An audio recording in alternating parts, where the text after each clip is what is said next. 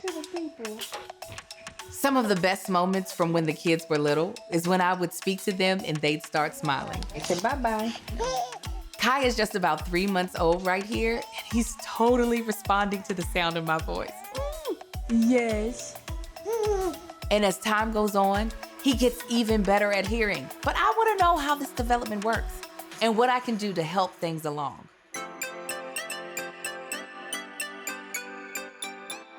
Anatomically or structurally, the ear is fully developed when an infant is born.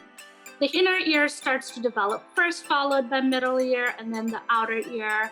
The hearing nerve is also developed, but the nerve fibers in the hearing are very rudimentary. They're not fully developed at birth. So basically, babies are born with fully functioning ears ready to go and take in sound. In fact, they can start listening at 18 weeks in utero. But to be clear, we're not just looking at the ears when it comes to building those sensory skills. We're also looking at the brain. So the maturation of the nerve fibers in our hearing system, as well as the development of processing in our brain, occurs with the exposure to sound after an infant is born. What does that mean exactly?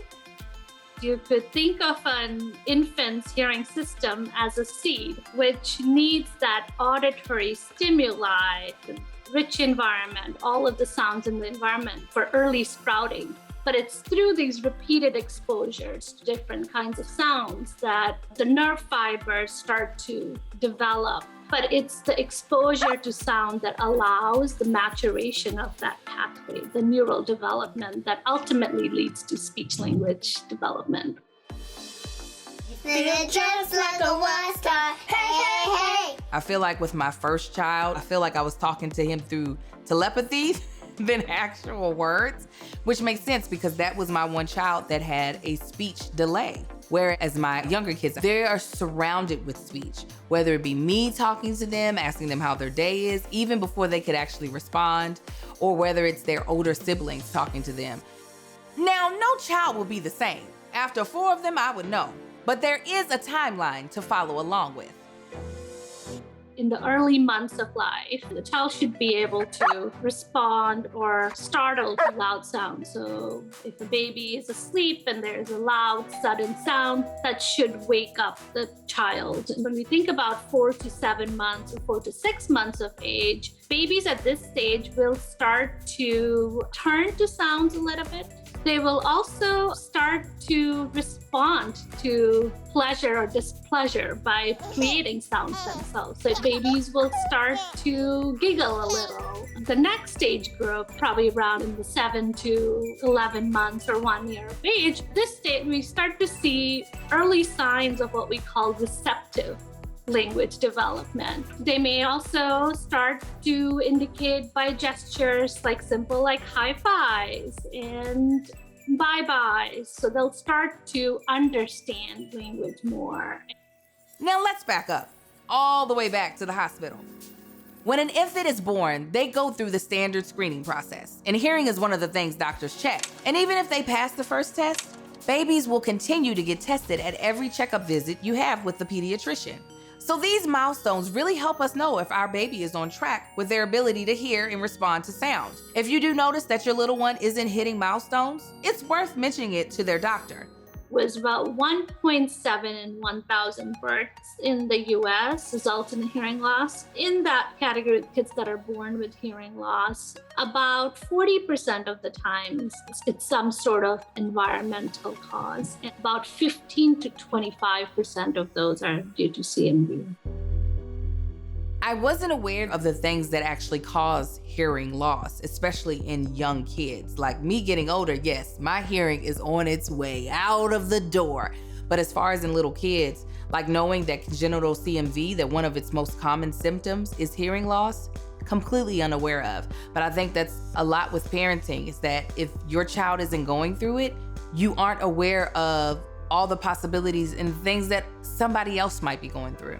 And when I talk about identification, there are essentially 2 things that we're looking at. We're looking at what is the degree of hearing loss and what is the type of hearing loss. loss. And after we've identified the degree and type of hearing loss, a child is usually referred to a pediatric otolaryngologist to help further with medical diagnosis in terms of origins of hearing loss, is the cause reversible, treatable, etc.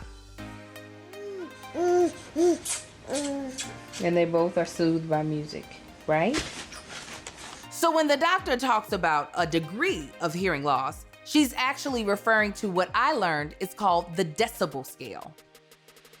For children, what we consider normal is about 0 to 15 dBHL is considered a normal range, and then 71 to 90 is severe hearing loss, and beyond that is considered a profound hearing loss.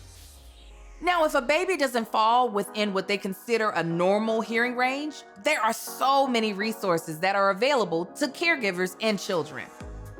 When a child is identified as an infant, they're connected to Early Start Services. That is a team of interventionists, behavioral therapists, speech-language therapists that are working with the family in providing support in any way that the family or child may need. When the child turns 3, then they receive all support services through the school district. Secondly, I want you to know that if your child has a hearing loss, your child will still be able to have a very fulfilling childhood as well as an adult life, and you can have a village of professionals as well as a support system that will be your partner through this process. And don't forget about the family, friends, and anyone else in your network that can help. Thank you for watching Seeker Baby. I'm Angel Laketa Moore, and I hope you're learning as much about babies as I am. If there's a baby topic you want us to cover, leave us a comment and keep coming back to Seeker for more on babies. See you next time.